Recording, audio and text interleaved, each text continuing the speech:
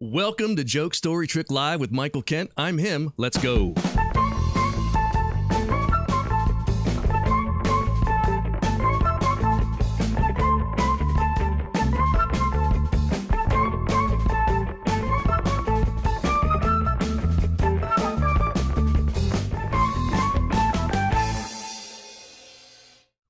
Welcome. Hey, everyone.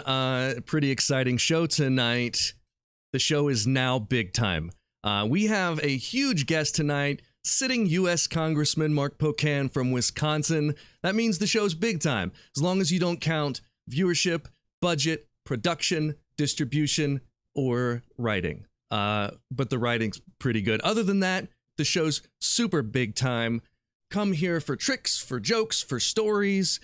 The primary point of this show is the stories. The stories are the best part, but I've been down here all week working on this studio, getting it looking good, getting it ready for the next show, and I've been so excited to book so many virtual magic shows. I've been doing a lot of that from down here, Matt, here, I'll show you some virtual magic, doing some virtual magic. Here we go, watch.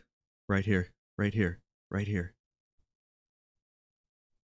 Virtual magic. Okay, I see. Thank you so much. Cameron Zavara says, I hope Dittelman and Burns were funny this week. Time to find out. Yeah, those are a couple of my writers. Thank you so much for the shout out to those guys, Cameron. Mark DiTullio, a show regular, is here. Christopher Morrow, thank you all so much for joining us. We got some jokes in from guests this time. I'm really excited about the news stories that we have coming up, and just to talk about that a little bit, we've got a new bumper for the news segment. It's time, my friends, for the stupid news.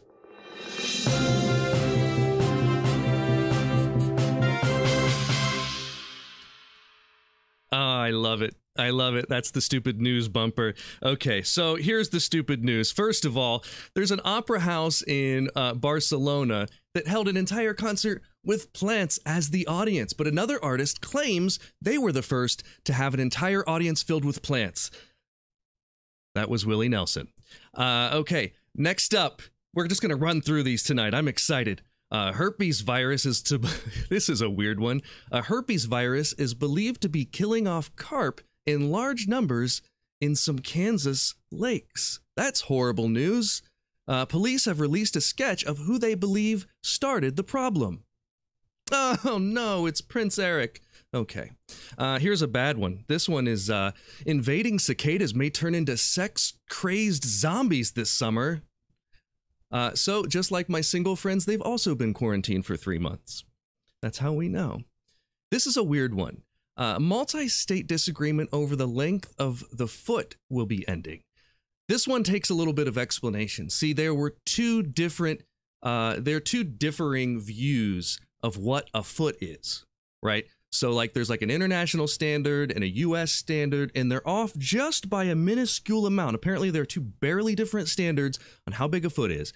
And one of the affected businesses will be Pornhub. Their headquarters was built using the old standard, and they're going to have to change. It means hundreds of thousands of people have been getting off on the wrong foot. That has been stupid news.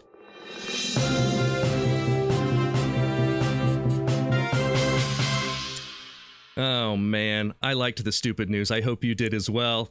Christopher Morrow, welcome. Christopher is a Patreon subscriber. He says, big time all around. Thank you. Mark DiTullio, another Patreon subscriber. Thank you, gentlemen, for watching. He says, looks great. Nicole Reese, I hope you like the stupid news bumper that we built today. I'm pretty happy with it.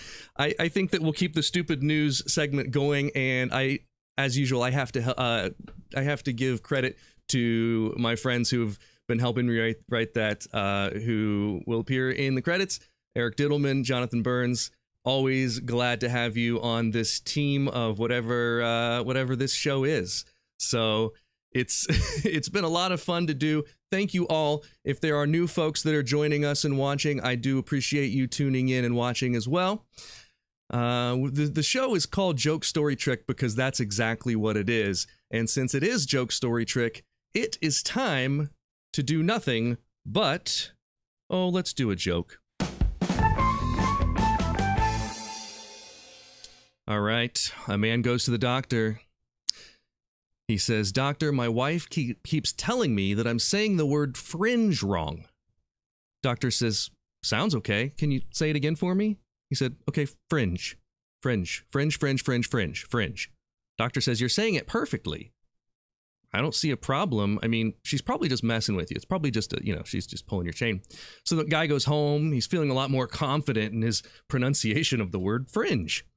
So when he gets home, he takes off his shoes. He sits on the couch to watch the game. After a few minutes, he asks his wife, "Hey, honey, do you mind opening the fringe and getting me a beer?"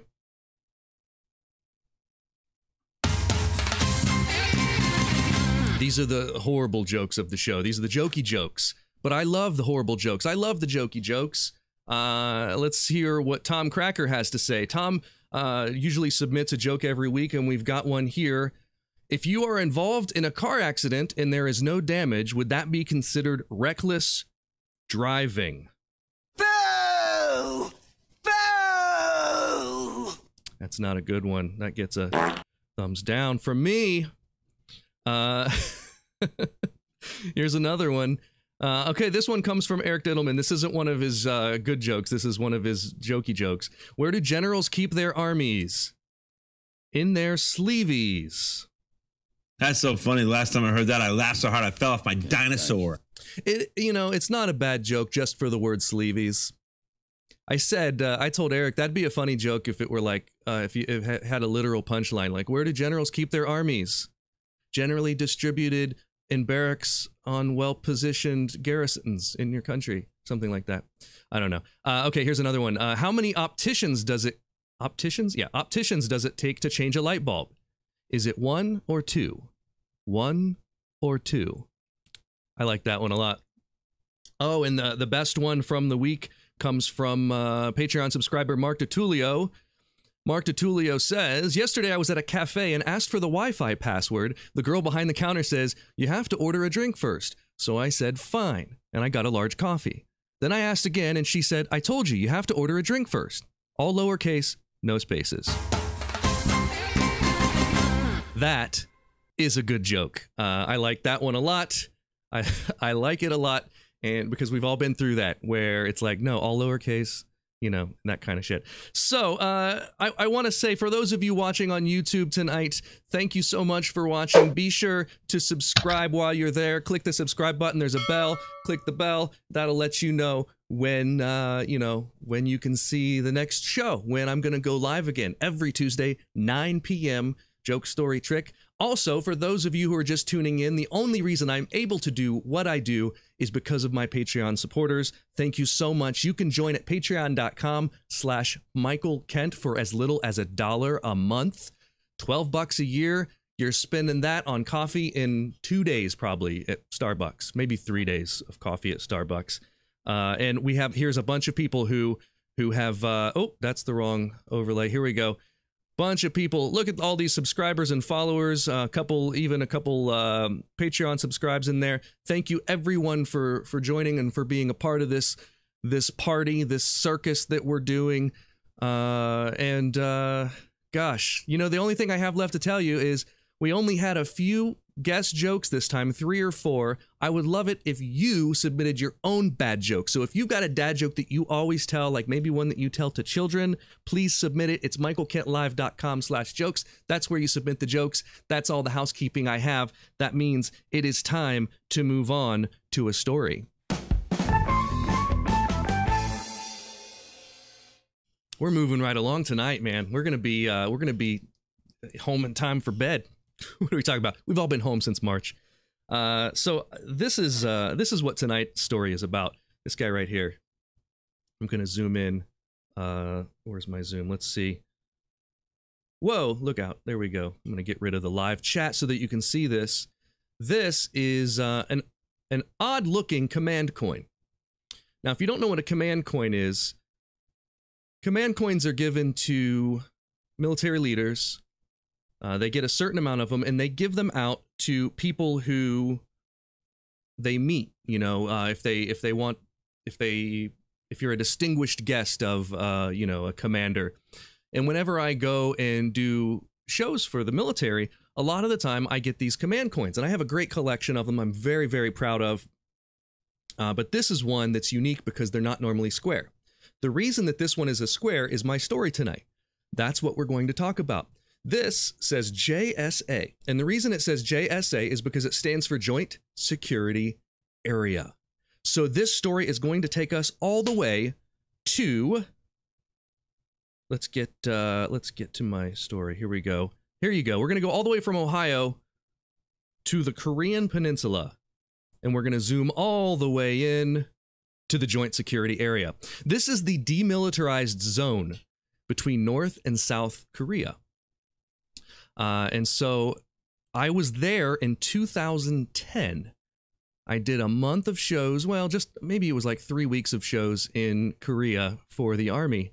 And my last date was here at the Joint Security Area at a place called Camp Boniface, which is where our Army soldiers are stationed there, who act as, you know, there's a group of them there that act as sort of a double duty. They're doing their normal jobs, but they also are UN security details, basically a tour guide. And let me show you about the DMZ. Here we go. So there's North Korea, there's South Korea, if you're unfamiliar. And in between North and South Korea, there's a 4-kilometer area called the Demilitarized Zone.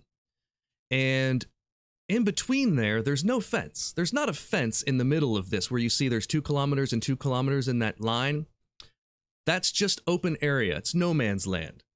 That's the demilitarized zone. And every kilometer or so laterally, there will be a yellow sign.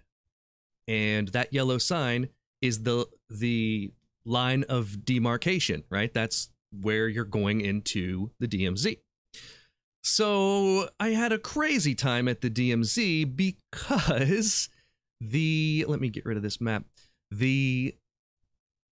My guests, or not guests, I guess, my co-guests, my fellow travelers, were 13 professional wrestlers.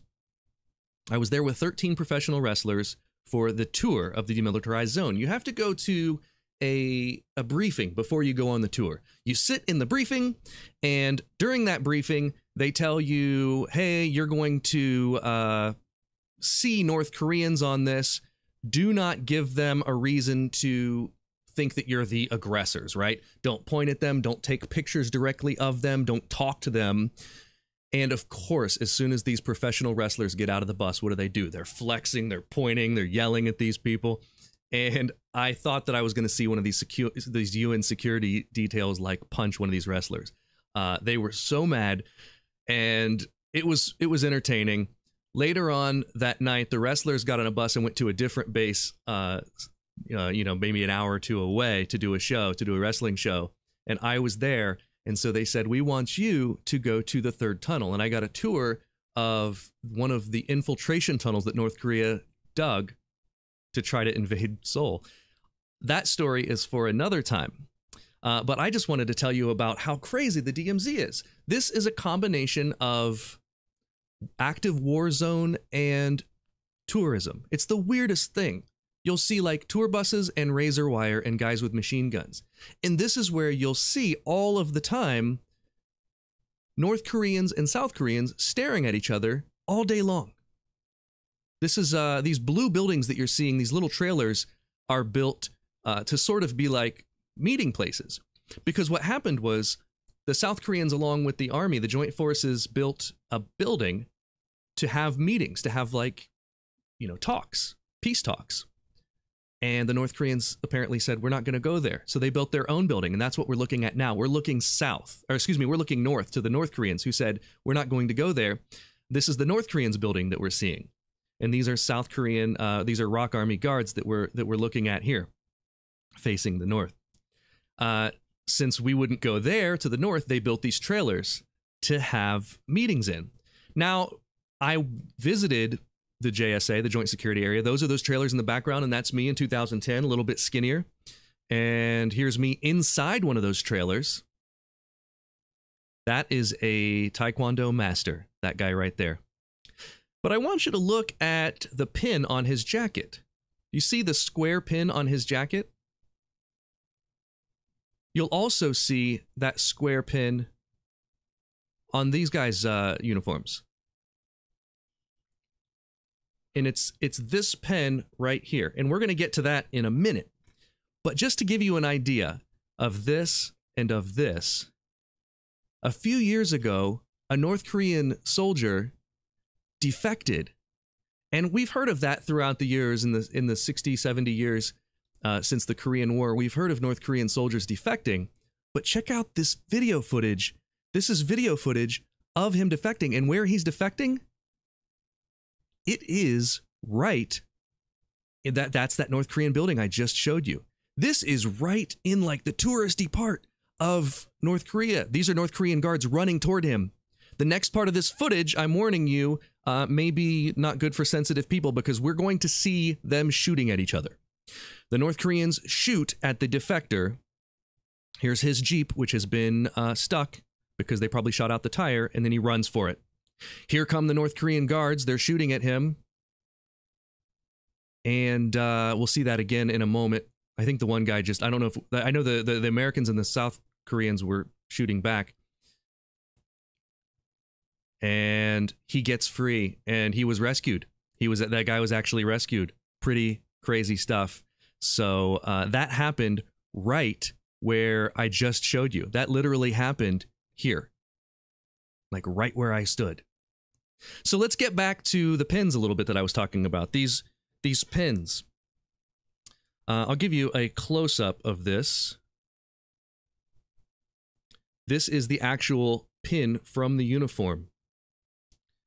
So it says JSA. It says 234 on the bottom. And they have the same thing, or very, very similar. This is the hat pin that goes on their hats. This is what they wear on their hats. This is what they wear on their uniform for the joint security area. This one says Panmunjom, which is their name for that joint security area. That's the name of the city there. But in specific, what I want to talk about is the 234. The story goes like this. A long time ago, they had these badges, and you can find these old badges with different serial numbers on eBay and things for sale. This one was given to me when I was there. And they have different numbers at the bottom where the serial number is, 234. But they ran out. And when they ran out, they went to the local Korean lady who sells badges and makes badges. And they explained to her, with, a language barrier, they explained to her, we need, 1,000 of these that look just like this. And they all should have different numbers, like serial numbers in order, 2, 3, 4.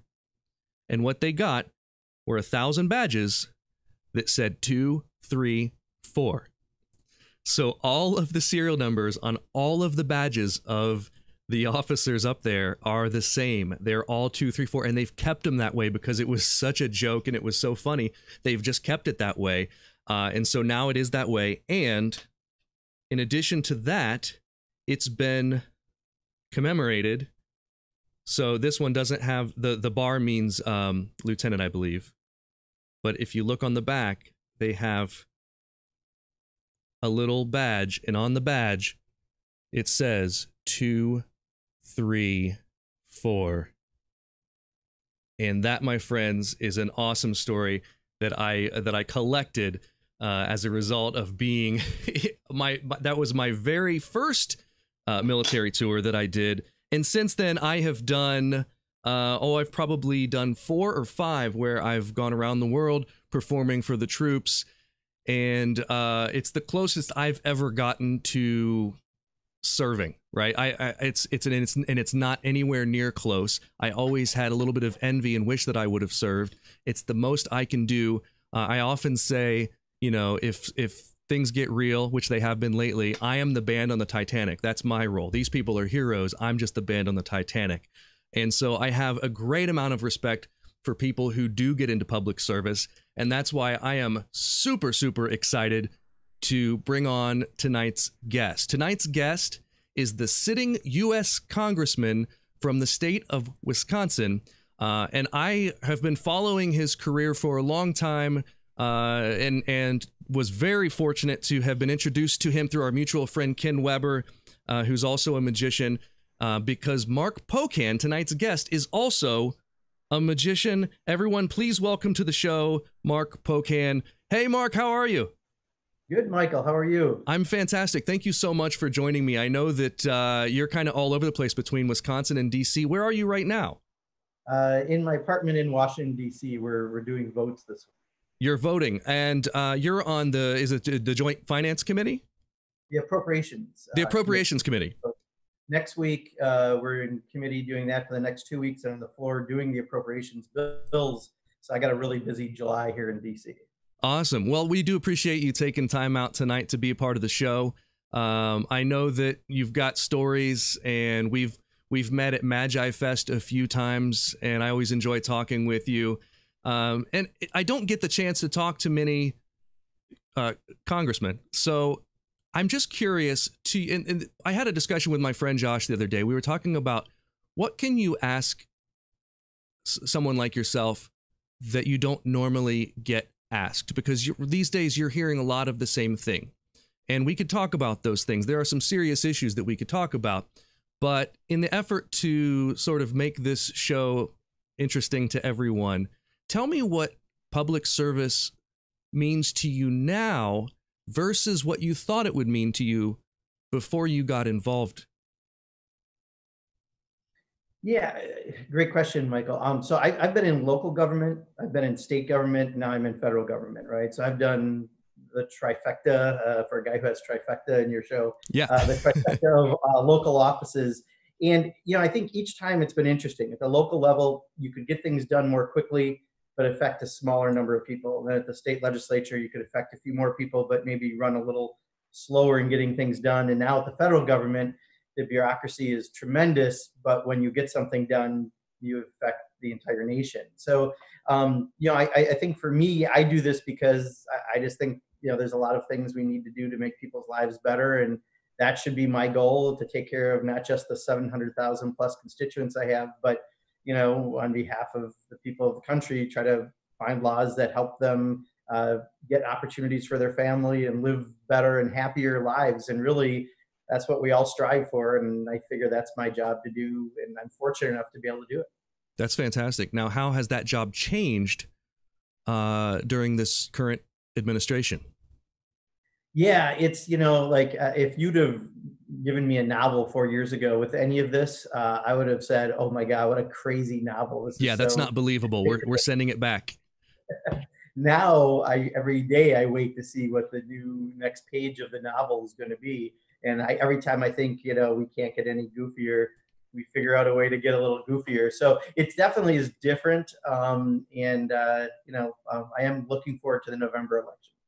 Yeah, I think we all are. And that brings me to my next question, which is, you were talking a little bit about your goal is to affect change and to be of service and help people. There are a lot of us who are just the general public, right? The private sector, who want to do our best. And the way that we're doing that is through talking to people on Facebook. And it doesn't seem to be very effective.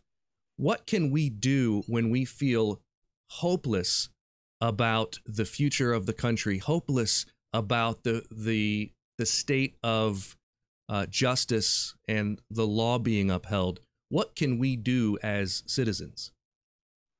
Just be an active participant in democracy, right? And whatever that means for you. For some people, it's having conversations on Facebook, trying to change the minds of their family and friends. For some people, it's, working and helping out a nonprofit, maybe something that they believe in.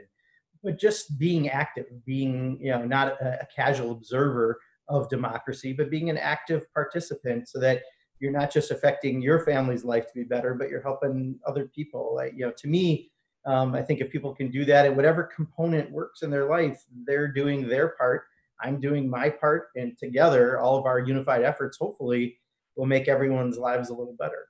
Let's hope so. And speaking of unified effort, I hope that we all get unified in going to actually vote in November, whether it be mail-in or, having to deal with these lines like we saw in your state and we saw in several other states recently. We don't know exactly what November is going to look like in terms of voting, but we all know that it's super important to do so. So it's awesome to see you leading the effort, and I've been watching your week. Your week has been crazy with you've been talking about the military budget, and I've been watching some videos on that and just following your Facebook. You put out a magic video recently on your Facebook, which was pretty interesting. And if we have time, maybe I'll share that on here. But the show is Joke, Story, Trick, and I brought you on to tell a story. And so, Mark, I'm super excited to hear what you have to tell. I'm going to full screen you and let you take it away, sir. Sure. Well, this is a story about my favorite vacation, and I'm going to say vacation a little bit with my fingers moving. So back in 1997, first of all, I'm a big Jeep Wrangler aficionado. I'm on my 4th or 5th Jeep Wrangler that I've had throughout my life. And I've always been fascinated by a book, Polar Fever by Tim Cahill, where he did the world's record traveling from Tierra del Fuego, Chile to Prudhoe Bay, Alaska, down the complete Pan American Highway, like 18,600 miles. But there's other stories. People have done it for 6 months, and it's a great adventure. And I always thought that would be great to do a Jeep ride of that. There's one 90-mile stretch, though, in Colombia and Panama, where they've never completed the highway. And usually when you get to that point, you put your Jeep on a boat and you take it around the Gulf of Urabá, and then you continue whatever direction you're going. That area is swampy 10 months of the year. It's got a lot of poisonous snakes, some remote tribes, and they've just never finished the highway. So, of course, my idea of a vacation was to hike that area first and then eventually try to do the Jeep trip, which I'll probably never have time to do. Long story short, the group of 9 of us, as the only North American, we're backpacking. We start at the Los Catillos National Park in Colombia, and we know that this is an area where there's been a lot of guerrilla and paramilitary activity, but this is where you start the trek. And we wake up the very first morning to gunfire and hand grenades. Oh my God. Paramilitaries are on the river, guerrillas on the land behind us. We're in between in some cabins, and believe it or not, we're the only group in the national park besides the rangers and their families. So they come and tell us, get under your beds. So we all get under the beds, but an hour and 15-minute firefight go on, and it ends. The guerrillas win control of the land, and for the next 5 days, we're detained by the FARC guerrilla. Now, there's a magic angle to this, like many of my stories. I spent 5 days doing magic tricks for guerrillas, and I think that kind of helped keep us out of a little trouble, because generally you can be kidnapped and ransomed. That happens quite often by groups in Colombia at the time, especially. But we had one woman giving them haircuts in our group. I was doing tricks. They gave us a half of a steer as they were moving through the jungle, essentially.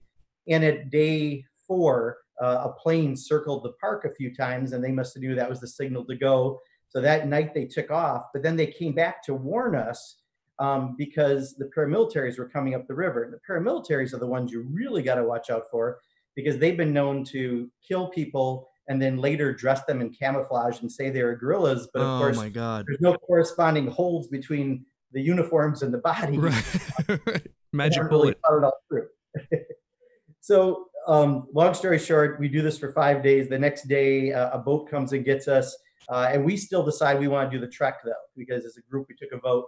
So for 5 days, we do this trek in incredibly, remote jungle. I mean, making lean-tos every night, putting this powder around our camp to keep the snakes out, and shooting an agouti, which is like a rodent, and smoking it in the morning. And the guy carried it on his back all day, and we ate it at night.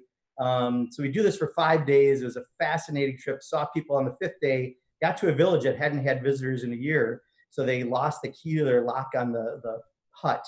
And that's where we stayed. It happened to be New Year's Eve. So they had a big celebration. They were burning a giant termite nest. We were dancing and drinking. They had a 6-pack of Coke, but a case of rum, which seemed to be the right proportion.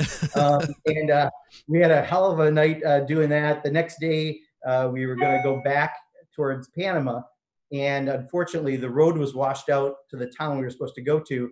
So we had to ride on top of a propane truck, the tubing, for about 4 hours to the nearest town. I think it was Maytati. And we get there, and they take us to the police station. And the police said they'll try to find a place for us to stay for the night on our way to Panama City to fly out.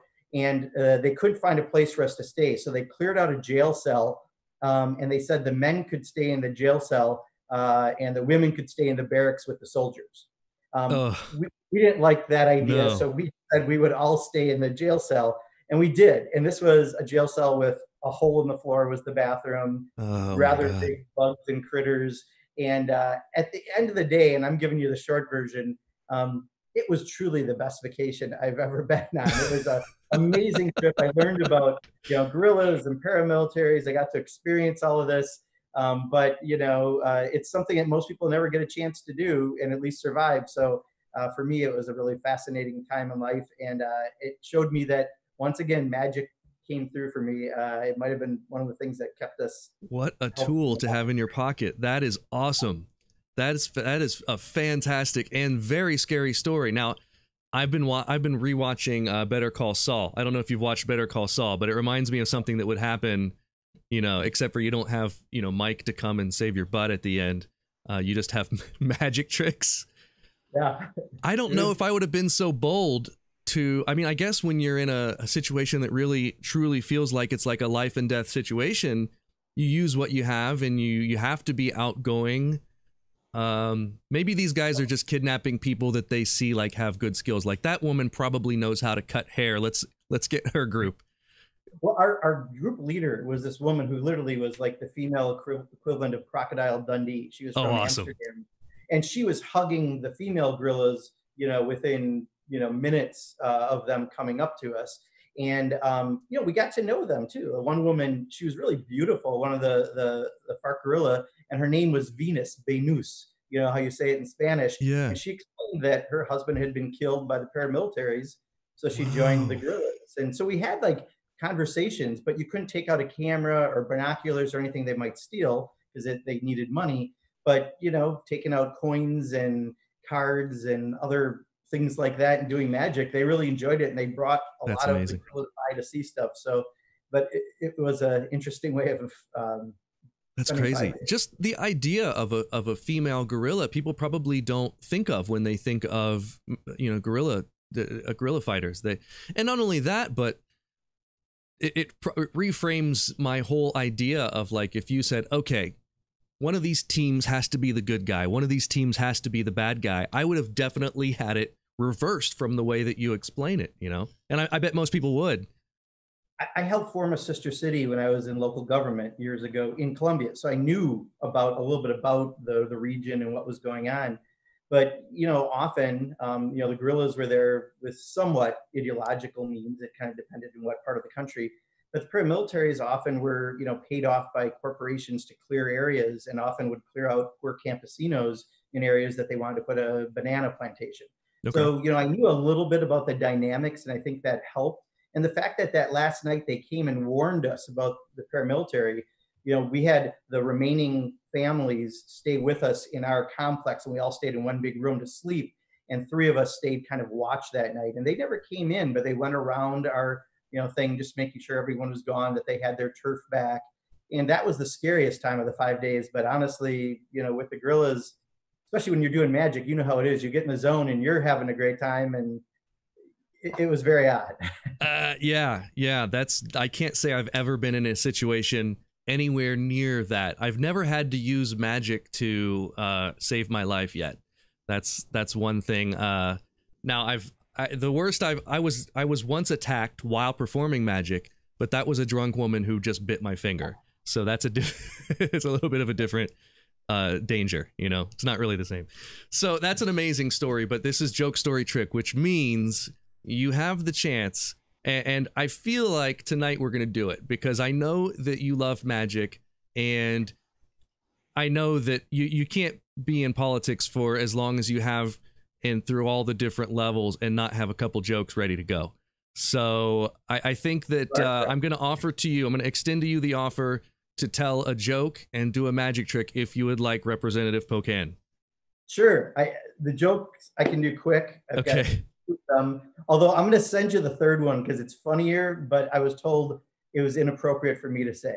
Okay. So I'll let you do it. Is that the one that they'll show on Fox tomorrow if you tell it on my show? I need the viewers, so I'm okay with it. So how do you get Donald Trump to change a light bulb? How do you get Donald Trump to change a light bulb? You tell him Barack Obama screwed it in. Oh, that's Yes. Yes. One more. That one's funny because it's true. Okay. Yes. Why was Donald Trump happy about the impeachment result? Why was he happy with the impeachment result? Because it's the first time he got the most votes. Oh, yes. Yes. I love it. I love it. He hates it, and I love it. That's awesome. We even have a thumbs up from the chat, which is great. That's good. We've got 2 jokes. I don't know what a double trifecta is, but let's keep it going. Do we have a magic trick? We do. I've got to adjust the camera though for this. I'll full screen you for this as well. Okay. Oh, cards, great. Does that show up okay? It does, and let me get rid of my mug here. Okay. All right, great. So I've got some cards, and we're just gonna show these to everybody real quick, just make sure you can see everything. So first card I have is can you see that, a King of Hearts here? Yes. And I'm gonna put that down. And then the next card is well, I guess it's a King of Hearts, and the next card I guess is a King of Hearts, and I think you're starting to sense a pattern here. I've got an awful lot of King of Hearts here, and final cards are, a King of Hearts and 1 odd card, and I don't know if you can tell, maybe I should move the camera up just a drop. There we go, yeah. It looks a little bit like, whoa, wait, that looks like the coronavirus a little bit. Uh-oh. I hope I didn't just infect all of these cards. I did. Luckily, these 4 are social distancing, which is what we're supposed to do. So I think they're all right, unless someone decides that they want to go and see their friends. And, you know, if someone comes over and says, you know what, I'm going to really get all in it. I'm going to go dancing. I'm going to go to the bars with people. Well, when that happens, unfortunately, that card also gets the coronavirus. Wow. So, you know, these 3 are still doing the right thing. They're social distancing, but the rest are now infected. Now, one of these cards might say, you know, I'm not going to hang out with a bunch of people. But if I just see people really quick, I mean, it really shouldn't have any effect. And they think they can just kind of go home and nothing will happen. The problem is eventually they all get infected. And that is why we need to social distance. And of course, in addition to that, we all need to wear. I love it. Not covering the eyes, but like about here. So that's the best. That's a magic trick, but it's got a little message for the day. If you're on Penn and Teller Fool Us and I'm Penn, I yell at you because I didn't see you put the mask on. So that was fantastic. What a great trick. So we have a couple chat messages. Let's look at the chat message here. Sure. Eric Dittelman says, you definitely don't want to do cards to mouth with those cards. And Mark DiTullio says, leader need to wear masks. Oh, we have a political statement. But you know what? I definitely agree. I think it would go a long way if we saw the people on TV, all of them, telling us what to do while doing it at the same time. You know, the administration has come around the last 2 or 3 days and said, yeah, we suggest that everyone wear masks, which is great because that's more than they would say before. But they're still not doing it. So it would be awesome to see everyone doing it this weekend. What's that? And Mike Pence wore a mask this weekend. Oh, he did. And Mitch McConnell actually said it's nothing wrong with wearing a mask. I think they're trying to get there. The president, of course, says. Even Donald Jr. made a pro comment I just read today on wearing a mask. So I think they're understanding what, I serve on the Appropriations Committee, so we oversee the CDC and all those agencies. I've had Dr. Fauci in before me several times this year. We've been told that if 70 to 80% of people wear masks in public, there will be no resurgence of COVID-19. It is really as simple as that. We're not fighting for the right to go into a store barefoot, right? But we accept the no shoes, no service. We just have to understand no mask, no service, right? We have to make that the norm, and we will all be better off. Yeah, and it started off on this track of it gets turned into a political thing, and it becomes tribal. And they say, since I'm on this tribe, we're the not mask wearing tribe, and people stick to their guns, and hopefully some more and more people are coming around, because it really is the only way that we're going to get out of this and be able to open the economy back up eventually, you know, and God, I think let's do blue and red masks. Just make sure there's a mask. Right? Yeah. I don't care whatever it takes to still have the tribalism if people need that. Yeah. Just do it wearing a mask. Yeah. Do a mask that says "Don't tread on me," and it can be like an ironic thing if you want. Right. Well, you've got. I believe that you did a joke, a story, and a trick, and that means Representative Mark Pocan, you have hit the trifecta.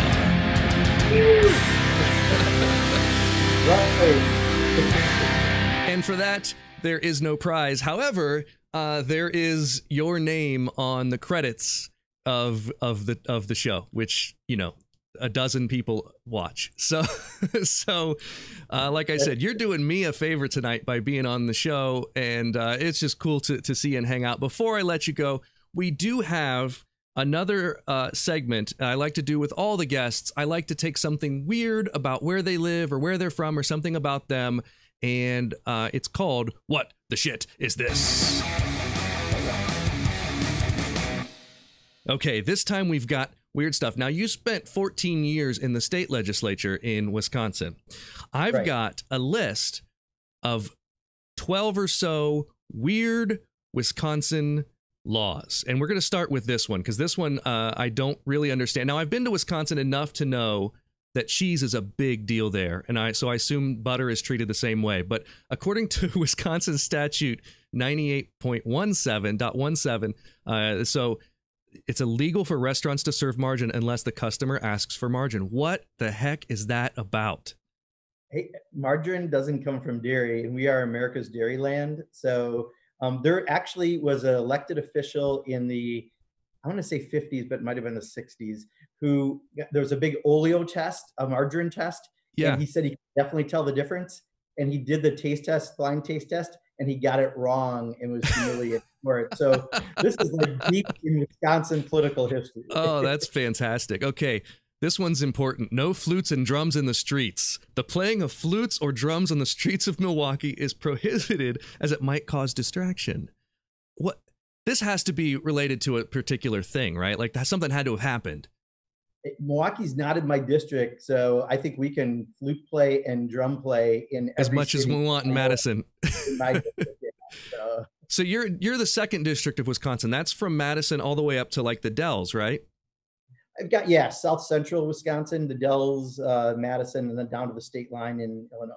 Okay, all right. Next, livestock have the right of way, whether they be cows, sheep, horses, pigs, or any other animals. They have the right of way. On this isn't a complete sentence, but so animals have the right of way.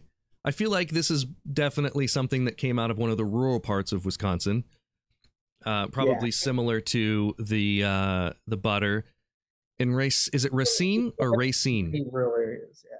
What's that? Rural areas. We still have many rural areas, so that makes sense. So this one says it's illegal to wake up a firefighter when they're sleeping. What? Now? Whose district is this? I don't know. Again, not mine. Racine. So far, everything you're doing is... that's good. How about La Crosse? No, that's way up northwest, right? That's mine too. That's someone else's. You can't worry a squirrel in La Crosse. That's an actual Wisconsin state law. Also in La Crosse, it's illegal to play checkers in public because it's also illegal to say "king me." Wow. Now that one I'm really interested in finding out the backstory on. I think we're going to have to do a little bit of research on this one. This might be worth bringing up next time you go back to Wisconsin.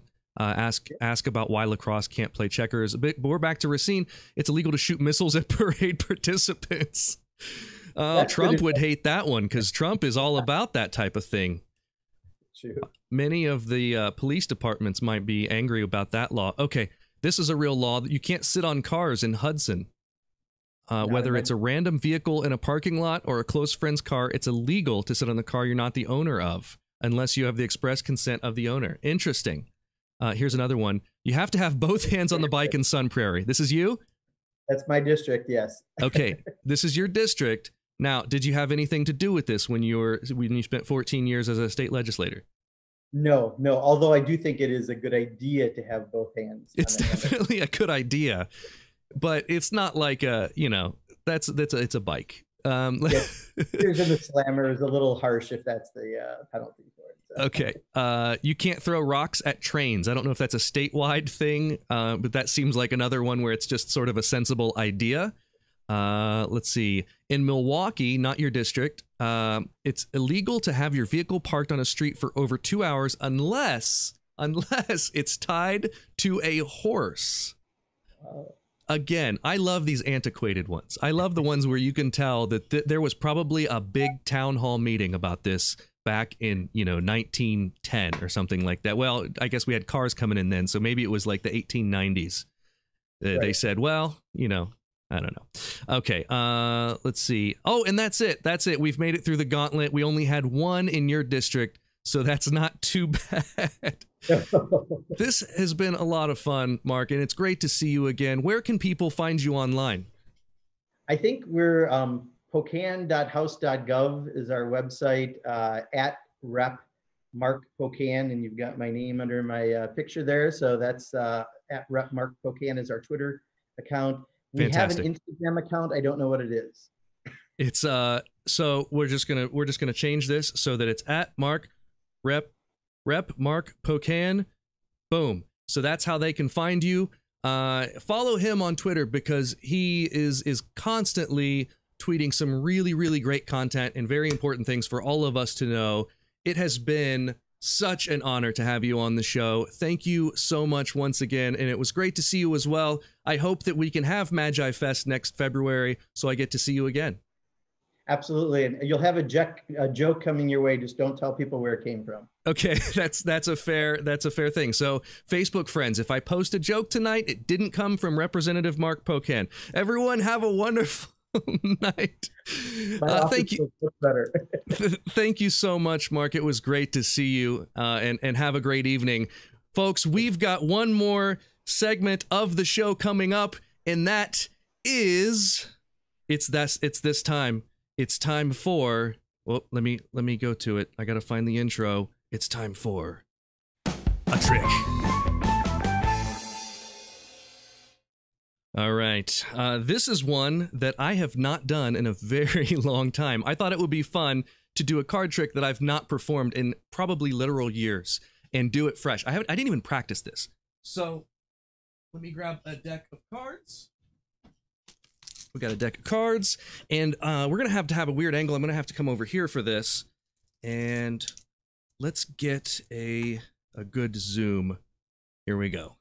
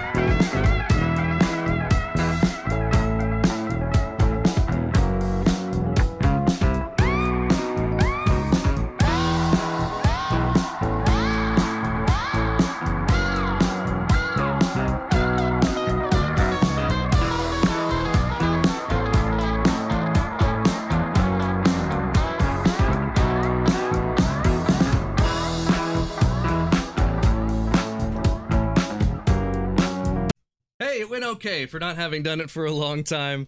Thanks again to all my friends. Thanks to my Patreon subscribers who are watching tonight. Send the link to your friends. Thanks again to my guest, Representative Mark Pocan. Everyone, have a wonderful week, and we will see you next time.